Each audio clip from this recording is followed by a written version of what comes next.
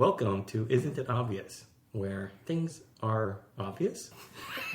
That's going to be the intro. That's going to be the intro forever now. Right. Hi guys, are we doing it anymore, or are we just not doing that? Well, I'm really torn. Does Risk strike you more as like a pro-military power play fantasy, a fascism simulator, or a total war simulator? That didn't answer the question at all. Objection, Your Honor. That didn't answer any question whatsoever. There was no I'll allow question it. asked? There was a question asked. Clearly. What was that question? Are we going to have open anymore? My Or we non just- sequitur was That's not an not- answer to that question, thus No, it it's cannot not be an stricken. That is It was not meant to be an answer to that question. That was not Your an- imposition upon what I was talking about is why I just won Get this out of my case. court. Get out of my courtroom. Trump did nothing wrong. Bailiff. Objection, Your Honor. Oh, I'm sorry. Overruled. Okay. Hi guys, this is Philip. Joining me today is Micah and Sera, and today's topic is, isn't it obvious that writing a book is the closest we'll get to a holodeck? No. A what? I was thinking about the Star Trek holodeck setup. Well, you're going to have to where- explain that to me. What? Yep. Okay. Okay. I know my nerd cred is just sunk incredibly low, but just You didn't have much to begin with, in all honesty. there. Pokemon only gets you so far. Listen. Overruled.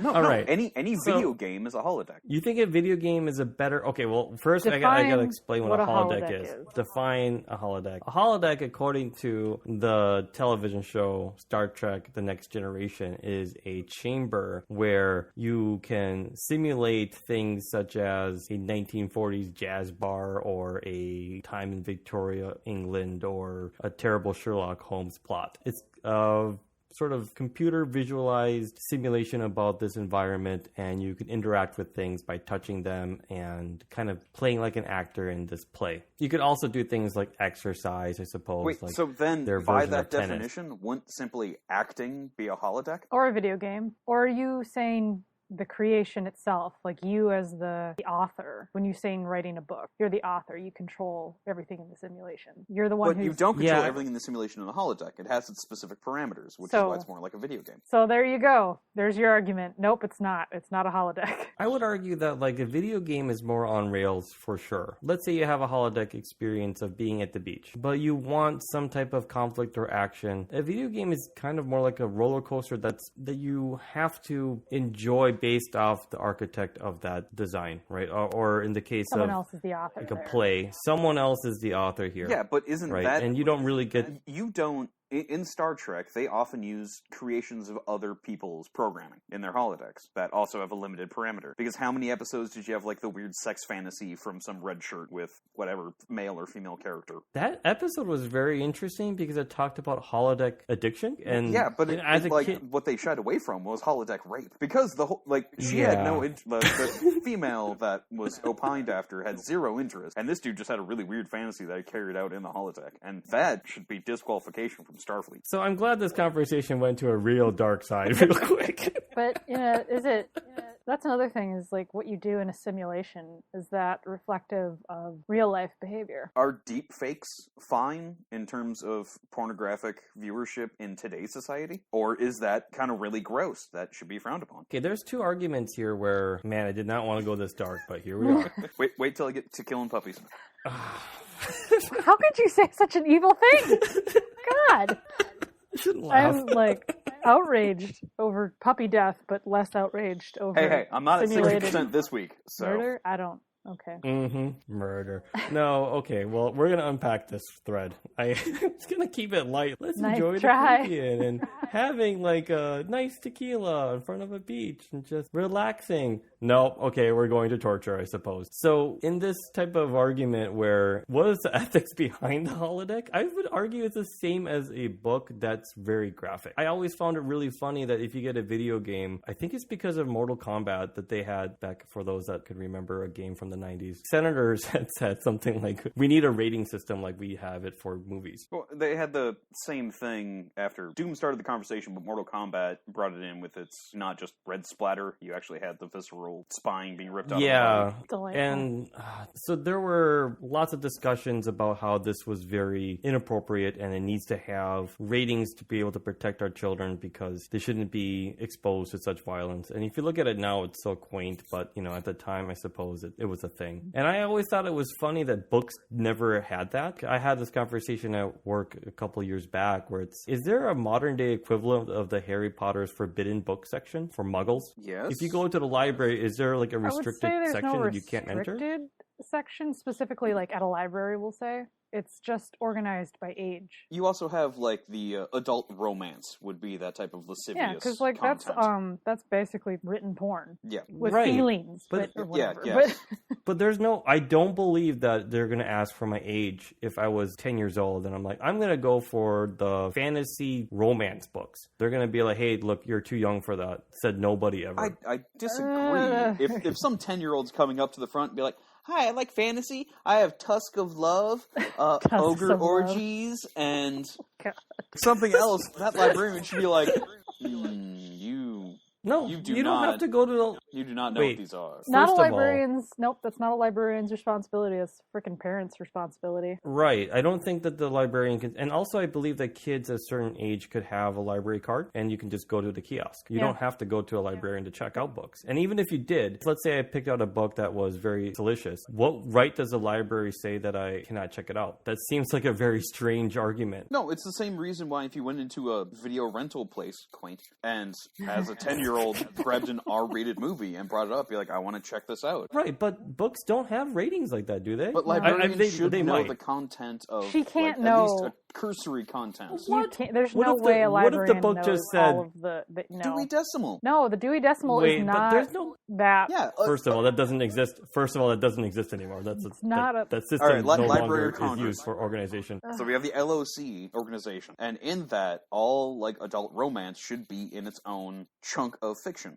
If it falls under that category in terms of lascivious writing. 50 Shades of Grey would not be next to The Hobbit. Yeah, but let's say that as a kid that you have the wherewithal to be like, I know where this book is. If you're a kid I want to this get day and it. age, you have the internet, and you can look at whatever porn you want. Thus, literary porn is not going to be a purview of any interest. You can't legally look at any porn you want as a kid, right? Like, you're supposed to look at the website, and it has like are you this age? And then if you click no, then you're legally following the obligations of that website to make sure that children are not exposed to content. For that. Correct. I'm not talking about repercussions. I'm just talking about following the law. But there's no penalty in breaking this law. The only penalty is like you can't unsee just the words because there's no you read. penalty doesn't mean that there's no ethics. No. We're not dealing with ethics. Wait a minute. No, I guess what I'm trying to say is that there is a very, I wouldn't even say quaint, what's that word? Weak sauce effort to say, hey kid, don't look here. Like, legally, I have to tell you, I have to ask you what your age is, and I'm never going to check. But hey, by the way, at least I'm doing this, I have to say, it's really not effort. anyone's responsibility except for the parent, in my opinion, to determine what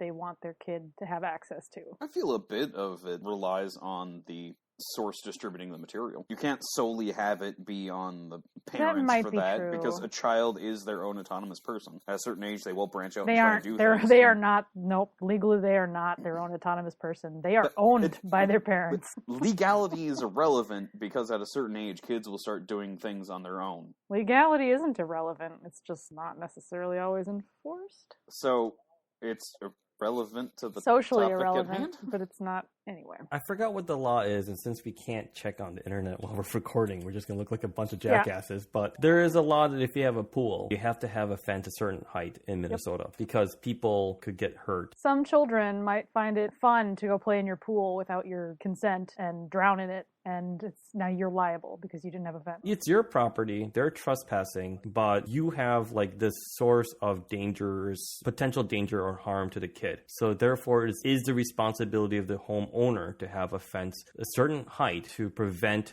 children from entering. Because children Even though, like, stupid. legally speaking, children are not supposed to do this. But to Micah's point, like, children don't give a fuck about that. So now that, like, onus has to be given to someone, and that's the person who has the pool. And I always thought that was, wait a minute, you're putting the responsibility and the burden of the person who's not breaking the law. It should be the parents. I'm sorry, it should be the parents. But they're the ones who are supposed to be watching their kid, making sure their kid isn't doing stupid shit, going into their neighbor's yard without their neighbor's permission or oversight, and fucking drowning in their goddamn pool. That's the thing that boggles my mind, is that we have laws that say we need to protect children, and this is the best way we can do it because the parents are stupid. Parents are, and I would be like, parents but there are is no legality, or there is no legal benchmark for like a stupidity quotient parents need to pass in order to have kids. True. Oh, good Lord. If we did that, I mean, who is going to run the machine, Micah?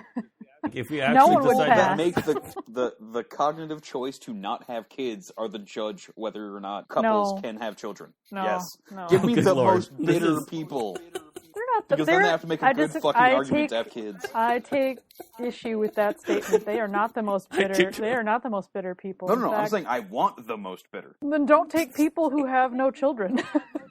No, they aren't bitter. They understand. Thus, they're not bitter. Yeah. Because they went through the childbearing process. Are we arguing the same thing? Because I think you guys are. All right. I want this panel to be made up of individuals who have decided not to have children. Yeah, child-free people. Dictate. But they're not bitter. I'm just saying. No, they're happy people.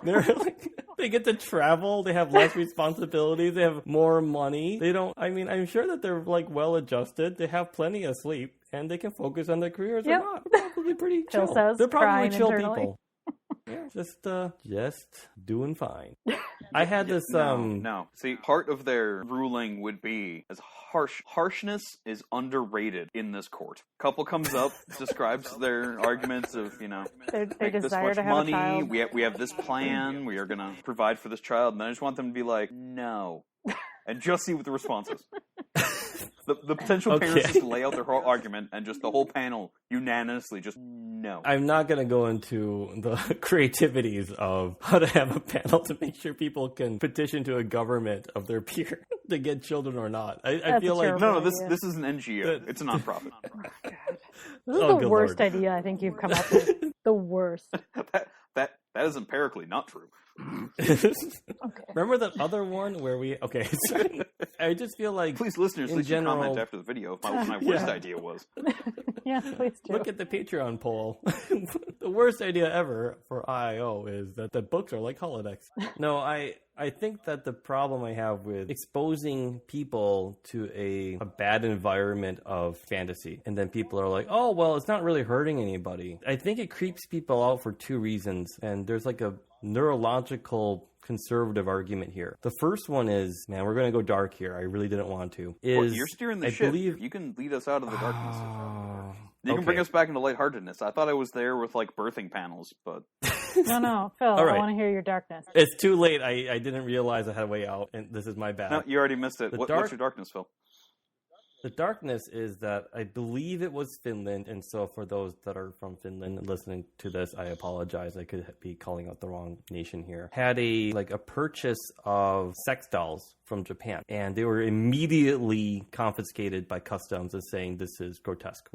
This is not something we're going to import ever. So don't do this. It was purchased through using funds that are not illicit. It's just a guy that wants to buy it, and the customs said this is wrong, and so that was the end of the story. And then people are like, but why was it wrong? And then they're like, we don't want to endorse this behavior. It's like, but it's not hurting anybody, right? It's like, why would you care if the person purchased popcorn? You're not there to make a judgment call. You're there to ship things that are within the tax code. Yeah, and people fuck popcorn all the time. Well, but I mean, regardless, who cares? How literally? Right, who's being hurt by this? No but one. They said the conservative argument here is that it's just fucking gross.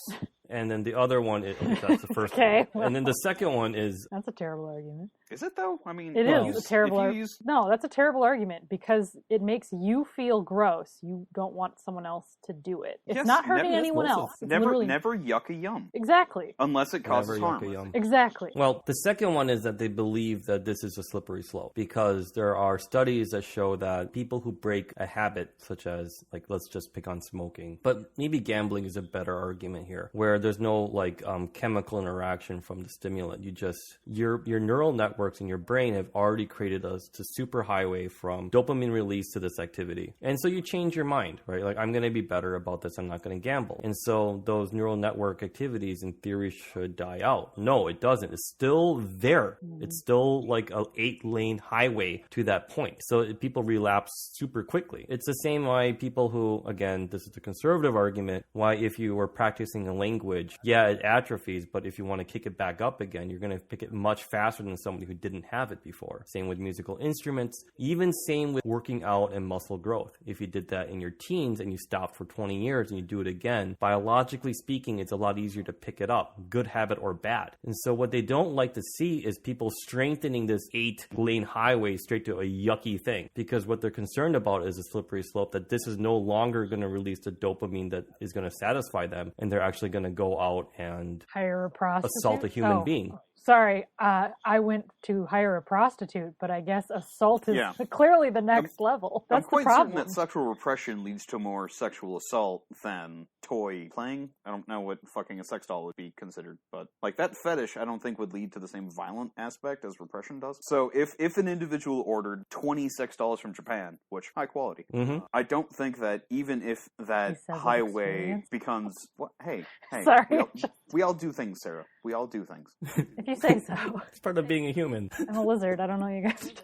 Well, humans like to do things. Okay, go on, Micah. Anyway. But if that 8-lane highway of masturbatory nature with all of these sex dolls turns into a 20-lane highway and it's more difficult to get the proper transit on there, I don't see that if you're going from one masturbatory act to a different masturbatory act, that violence is in that future. Agreed. Well, I should probably mention one other detail about this. It wasn't in Finland, it was in Nebraska? I think it was Norway. I'm pissing off all the viewers today. What? They have so many reindeer. What viewers? And what viewers? Hi, Mom. Yeah. The doll wasn't an adult version. It wasn't a grown-up doll. It was a child-sized doll. And that's when people were like, fuck this shit. Gross. Oh, like, yeah. That's different. That fantasy is just...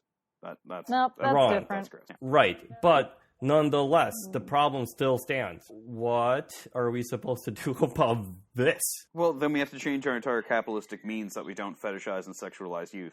No. The problem here with my argument of, yes, agree with you, Micah, but the problem is it's already at our doorsteps that the Japanese manufacturers, all the good things come from Japan, Doc. Back to the Future, sorry. The problem here is that we have a semi-realistic doll for the purposes of super gross yuck that customers are purchasing, and we don't have an answer for this because it's just super disgusting. disgusting. The answer for that, because it is not inherently violent, still gross. Super gross. If you have them on a watch list, because what they are doing is, if it is that's to the sexually point, pathological. That is. Yeah. So you're giving them repeat sex offenders have a pathological need to prey on those, regardless what age their fetish lies in. But if you have that through a non-violent intermediary, that might be a better release for them. Yeah. But you have them on a watch list and you have them registered like any type of sex offender. I agree. I mean, that's probably the best compromise because it's just, when I mentioned that it's the last twist of this puzzle, that's when I can start to right. That's when I can start to sympathize. Oh, that's fine. They were kids. Whoa. Yeah, but the argument of like, well, who cares if it's a bucket of popcorn as long as it doesn't hurt anybody, right? But if it's baby popcorn, why does right? Obviously, if it's no, it's not obvious if it's baby popcorn because at the end of the day, the person has money and wants to buy a good. It doesn't hurt anybody. Those arguments still should stand as they're. Just because I have a super thing that's gross that I think is yucky. Wait, that you think is yucky? I think the visceral nature of how yucky that is definitely makes you hesitate. But I have to agree that it isn't hurting anybody. But yeah. So why would you draw that line then? Because like bury the lead. Just before it's like, well, those arguments, it's because I find that the conservatives find something yucky doesn't mean that they're right. Well, what if a liberal found it yucky? This should still stand on its own. Is what I'm trying to say. I don't think this should be a conservative or liberal thing in terms of viewing it from that dichotomic. No. Sure. Dichotomy. Right, but is there where that is just dichotomy in all situations? In this situation, it's dichotomy. I like the first one you said, Micah. It sounded like dichomedic. Yeah, it sounded like hilarious. Comedic, yeah, funny. Comedic is not the right. But it's a portmanteau of two things. It's like it's hilariously terrible. This is definitely mid 90s. Twice as funny. That's what dichomedic means. Comedy club material right here. Oh, God. Guy walks into customs with a sex doll, but it's a kid. That's not funny. That's gross. But, exactly. Also, most of mid-90s comedy clubs are really fucking gross.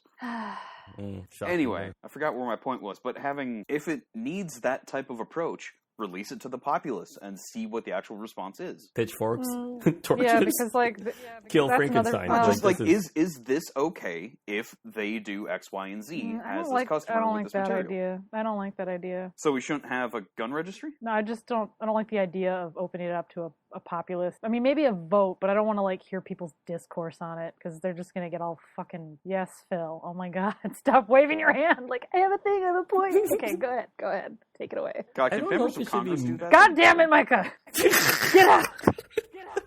I love it. Phil. The comedic timing on that is great. I think that moral relativism is kind of dangerous here. Because if you had that for everything, well, I really don't believe in gay marriage. Why? Because it's yucky. I mean, that's kind of the argument back in the, I don't know, anything before the 90s. No. Even during the 90s. When Obama was elected, he was opposed to gay marriage. And it took 7 years for him to come around to it because majority of society said, we don't care. It's fine if two people of the same sex want to express love with each other. Yeah, doesn't affect us. I find that right? to be very... You put it out there and you allow society to naturally correct itself. The issue that we have a whole bunch of times, and especially in America, is that when it comes to these weird, air quotes, moral issues, we only have one extremely conservative side that claims they have the rights to all the morals. It's not one. It's one large one, but there's others. But we don't have a monopoly. Christian evangelicals do not have. They have a monopoly on morals. Now, Christian evangelicals or Republicans, whichever one you want to use, do not have a monopoly on. But they think they a moral high ground. Like they don't have. But they think they do. But so do like any religious conservative. Right. Like, it's not... But the religious right has a political party that they identify themselves with. Democrats don't have a religion that identifies with them. Like the liberal portions of America don't have a religion. Christianity. Sorry. No. Not really. Yeah. No. Yeah, I would argue that if you look at the statistics about Catholics, and as a recovering Catholic, I can make a comment about this, it's actually like 50-50 that vote for Democrats or Republicans. Sure. How many evangelicals? Well, those guys, I don't really consider them Christians. But they're loud. They're loud and vocal, and they have hitched their wagon to one of two political parties in our stupid two-party system. No, but my argument with this is that just because the Democrats don't really have an affiliated religion associated with them, like Buddhist or something like that, it doesn't mean that the Democrats in their own party have people that are immune to moral relativism. Yeah. So like you'll have probably, like you said, I agree with you, Micah, that the majority of Republicans are going to stay on the moral high ground, whatever that means. And then you think that, Democrats probably are going to use their head and think about it from a scientific perspective of like, let's look at the brain and see if they're... No, that's not true. Because Republicans, sure, they have a lot of people of like-minded individuals that are religious zealots, but Democrats probably are split 50-50 about like they have their own morals. They don't want to question them. They just believe that the platform allows for a greater expression of their thoughts, but that's it. They're still going to follow some moral guidelines given by their religion and their brainwashing. It's the problem with like abortion is that just because you're Democrat doesn't necessarily mean that you're pro-choice. But usually more inclined to be pro-choice because you will not take a strict religious absolutism to the question of when life begins. Right. I think that the problem with it is that they would like to explore other options. I don't know everyone who's in a political party, but you take assumptions because that political party offers a slight view into how they think. When you see someone with a MAGA hat on, you can make certain assumptions that are probably correct. Fair enough. But it's not good to, in my opinion, it's not good to hope that the Democrats are going to say something like, well, let's cast moral relativism aside and actually have interracial marriages happen. Because before I thought that was yucky, before 1978. But you will never even get to that step if you never address the issue. And liberals will more often look at it and then revisit it later, and they will change their tone as opposed to Republicans that are very diehard in their dogma. Fair enough. Like you're talking about like slowly boiling the frog or something like this, where you can slowly change the... 08 Obama to 11 Obama. That is change. Right. But I think that's kind of a cop-out, too, though. I mean, like, Bernie Sanders, for all of his flaws and his... Not flaws. He has flaws. He was at least consistent about gay marriage, about interracial marriage, about racism, right? Like, because... But he was a minority for a long time until he wasn't a minority. The problem here is that moral relativism doesn't have any principles. It's just about the whims of what we think the society likes. And that's kind of bullshit. Because there are real people that are affected by being marginalized by society just because of a choice that they never made. Right, but how are those people's lives going to change at all if we never have the conversation about it? If we never bring bring it up. No, it's always brought up, right? Like one of the misconceptions about the past is that there weren't that many slave abolitionists, or there weren't that many people that were advocating for women's suffrage, or that, no, this is not true. There were always champions for those voices. They were just drowned out because a lot of people thought that it was gross or disgusting. Then they kept at it, and that changed public opinion. So you have to have the conversation if you want to have any change. Yes. So getting back to the topic of someone having a child sex doll, because that's where you brought it, Phil. I did. You mean I you have did. to I open went up dark. the conversation of whether or not we should allow it and what we should do about it? Yes, and then people can bring up why they're yucked at it, but then other people can bring up that is a more healthy expression than them actually being a pedophile. They're still a Which pedophile. they are a pedophile. Sorry, right? They're a pedophile still with a pedophile. They just non-violent, non-exploitive They outlet. just haven't had a victim yet. Right. But if you have it going through this inanimate object that is meant to represent what they fetishize and what we as a society find objectionable, and then with that, they are then under higher scrutiny because they want to express themselves by getting said sex doll. But then my question is, what's the difference between a holodeck and a sex doll? One holodeck is hell of a lot worse, right? Yeah. There's a lot more visceral interaction in a holodeck. Right. And then what's the difference between a book and the holodeck? They all have well, the same... Books are immutable. Books are also... You don't interact with a book other than what the story is. Well, are you talking about reading a book or writing a book? Yes, both. Because when you're the author, that's different than when you're the perceiver. True. The reader. As a consumer, as the reader of the book, you are going on... You're more on rails than a video game because you don't even have interactivity. There's only one storyline. There's no deviation unless you're playing those Choose Your Own Adventure books. And as far as I can recall, Lolita has been recognized as one of the best books of the 20th century. Well, I vomit in my mouth. And that is really fucking gross pedophilia. It's super gross. It's the grossest That's thing. what it's strange to me that like books get a pass, but books, they're immutable. Like there's no interaction, but your brain doesn't realize it if you're really engrossed in a book. And especially if you're writing it, you're the one that's creating a universe for yourself. I hate to bring in Twilight, but Stephanie Meyer said that she didn't write the book for an audience. She wrote it for herself, which it shows. Which means that she was really stuck in high school and just cared about that one guy who listened to The Cure while he sit off in the quad with his giant headphones. She had I always thought it her was little the story Coldplay. that she wanted to write. Well, not really that little. It was, content-wise, it was very little. Or, no, it wasn't a trilogy. It did the job.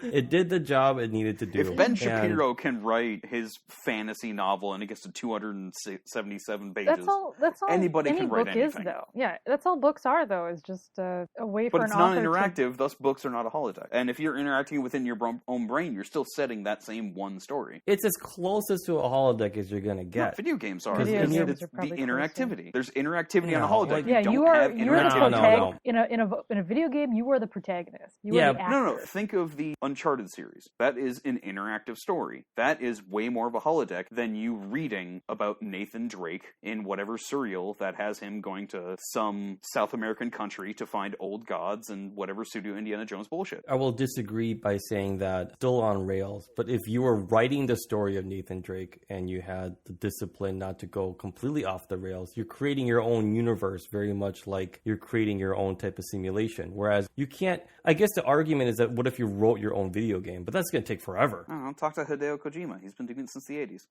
Okay, unless you're Hideo Kojima, and I don't recommend anyone to be him. I don't know. We should have more Hideos. God, if we had fucking more things like Death Stranding, the video games would be amazing. Just content-wise. I like Stardew Valley. I think we should just stop at Stardew Valley. Right. Okay, that might be actually the closest you'll get of a one-man show, right? Because Hideo didn't program anything, right? He's just the one that has the vision. No, I mean, he's been a programmer before, so he can contribute. But yeah, he CEOs it. He comes up with the idea and the direction, and then he hires people to do the other bits. But Stardew Valley is one guy who made it all by himself, so was right? Minecraft. Yeah, that's true. But not Those anymore. Are probably... No, Minecraft went off to a bigger thing because Stardew that dude just fucking made money. Stardew, I think, is still just one guy. Yeah. But the issue with Stardew is it didn't take him 4 years to get to a working beta. And do you think a novel takes less than a year to actually publish? Sometimes. For, a sometimes, yeah. Depends who you are. If you're Sanderson, then fucking year. Go ahead. But if you're but Sanderson tells a 4,000 word story in 88,000 words. This is a thing about writing a good novel will take time. Writing a shitty shitty program doesn't take that much time according to the Star Trek version you're saying of a holodeck. Stardew Valley is a shitty program? No, Ooh, it's the that's a greatest. shade. Yeah, I will fight you. No, And I with meant to that, say and with that. that, No, I we're have not to done say, yet. We are not done. We are not done. You misinterpreted me. But I have a question No, for I you, didn't. Phil. I mischaracterized your statement for the sake of ending the episode. No, we're not. You We're took not it ending. the I have a correct question. context, I have a son of a bitch. legitimate question here. And I'm going to Next ask time, when it. isn't it obvious? I am going to ask my legitimate question. Phil, is there a difference then? You're trying to equate holodecks to books. There's a difference, I think, in as an author of a book, you are God. And in the holodeck, you are the protagonist in a simulation. Well, if Like, you read you it are- yourself, then you are God, and then you're interacting with your creation. Yeah, you could be God in the holodeck But you still, if you wanted but to. if you write your book, you are God. If you then read your book, you are not interacting. You are experiencing. Yeah, it's very much like a video Unless game. it's like a choose your own adventure. Very much like a video game. So as the author, you're just constantly writing stuff for yourself, and then you're just like, well, that was a good adventure. I'll write another one for myself. Yep. Like you're just making these iterations so that you feel like you're in power. It's as close as you're going to get to a real life holodeck, which then you add things like, what about the ethics of having really terrible, yucky things happen in this book? But then it's the same masturbatory thing as if you write a slash fic. Like writing fanfic yes. is the same thing as writing your own holodeck. Right. But I believe that's the case. The only other difference is people you're taking experiencing someone your else's fanfic is not experiencing it as a world. holodeck, because the interactivity is key to the holodeck's experience. Whether you're creating it or whether you're interacting with it, the fact that you can interact with it as the protagonist is what makes the holodeck a holodeck, and books don't have that. I think that what makes the holodeck is escapism and addictiveness. Like you're no longer playing by the rules of the drudgery life of as a Starfleet officer. Yeah, you but can you're do interacting. something else. You are a player. Yes, which is why a video game is a better analogy for a As a holodeck book, than a you book. aren't. You yeah, aren't a player but the video in a book. You're just an observer. Unless you're you're just reading watching. Ready Player One, in which case you are. Or a player. yeah, if you're reading in One, in first fact. person or something, or second person. That's why I started this with writing the book, because with the video game, it's the same problem where you're not, Self-inserts. you're kind of interacting, but you're Yeah, but, still writing. Well, Sarah, do you find that your writings, as you write them for yourself, is an addiction? Because you No. have no plans to publish, you have no plans of other people reading your work. Do you feel I'm not- that I is wouldn't an say it's an addiction in your escapism? I wouldn't say it's an addiction because I've put it down a lot. Like, there's a lot of times where I'm just like, I don't really feel like writing. I'll always have, like, stories in the back of my head going on, but it is just for me, and it's whenever I feel like it. And that's not, it doesn't interfere with other parts of my life, which is one of those basic tenets of addiction. It has to interfere with your interpersonal relationships or interfere with your ability to successfully live your life. That's an addiction. I don't think my writing constitutes as that. I just do it whenever I have free time and when I Case feel like it. in point, Trump win. What? Thanks, What? Mom. Okay. Okay, fine. Thanks, Mom. Thanks, Mom.